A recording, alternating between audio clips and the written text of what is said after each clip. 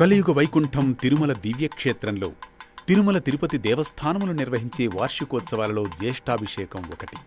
జ్యేష్ఠమాసంలో శుక్లపక్ష ఏకాదశి, ద్వాదశి, త్రయోదశి రోజుల్లో ఈ ఉత్సవాన్ని అత్యంత ఘనంగా నిర్వహిస్తారు.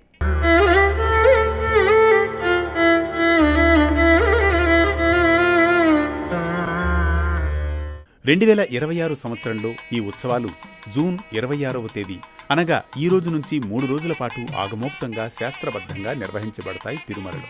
జ్యేష్ఠాభిషేకం సందర్భంగా ఈ కవచాలను తొలగించి సుగంధ ద్రవ్యాలు, పాలు, పెరుగు, తేనె, చందనం, పసుపు, పవిత్ర జలాలతో మహాభిషేకం నిర్వహిస్తారు. ఈ ఉత్సవం 3 రోజుల పాటు జరుగుతుంది. మొదటి రోజు వజ్రకవచం. అభిషేకం అనంతరం శ్రీవారికి వజ్రకవచం అలంకరిస్తారు. ఇది భక్తుల జీవితాల్లోని అజ్ఞానం, దుఃఖాలను తొలగించి దివ్యకాంతిని ప్రసాదించే సంకేతంగా భావిస్తారు. ఇక రెండవ రోజు ముత్యాల కవచం. ముత్యం పవిత్రత, ప్రశాంతత, నిర్మలత్వానికి ప్రతీక. భక్తుల హృదయాల్లో శాంతి, భక్తి, వినయాన్ని పెంపొందించాలని సూచిస్తుంది. ఇక మూడవ రోజు బంగారు కవచం. బంగారం ఐశ్వర్యానికి మాత్రమే కాదు, దైవ తేజస్సుకు కూడా చిహ్నంగా భావించబడుతుంది.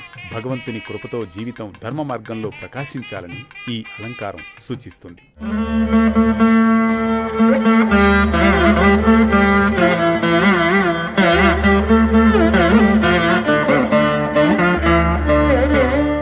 జ్యేష్ఠాభిషేకం యొక్క అంతరార్థం ఏమిటంటే, మనిషి తన బాహ్య ఆడంబరాలను విడిచిపెట్టి అంతరంగ శుద్ధిని పొందాలని. అభిషేకం ద్వారా శ్రీవారి దివ్యమూర్తి మరింత తేజోవంతంగా దర్శనమిచ్చినట్లే భక్తుడు కూడా భక్తి, వినయం, ధర్మాచరణ ద్వారా తన జీవితాన్ని పవిత్రం చేసుకోవాలని ఈ ఉత్సవం మనకు బోధిస్తుంది. తిరుమల సంప్రదాయంలో ఈ సేవకు అత్యంత ప్రాముఖ్యత ఉంది. ఈ సమయంలో శ్రీవారి దివ్య రూపాన్ని దర్శించడం, శ్రీ వెంకటేశ్వర నామస్మరణ చేయడం, విష్ణు సహస్రనామ పారాయణం చేయడం విశేష పుణ్యప్రదంగా భావించబడుతుంది.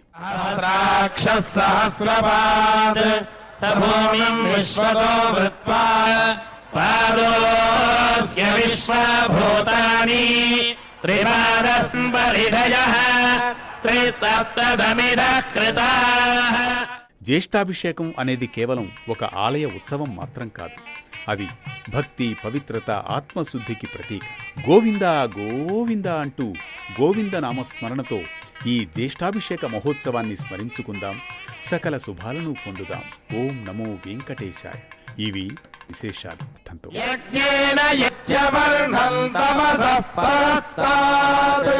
తమేవం విద్వానమృత ఇహ భవతి రమిచ్చంతి వేదదః యో దేవేభ్య ఆదపతి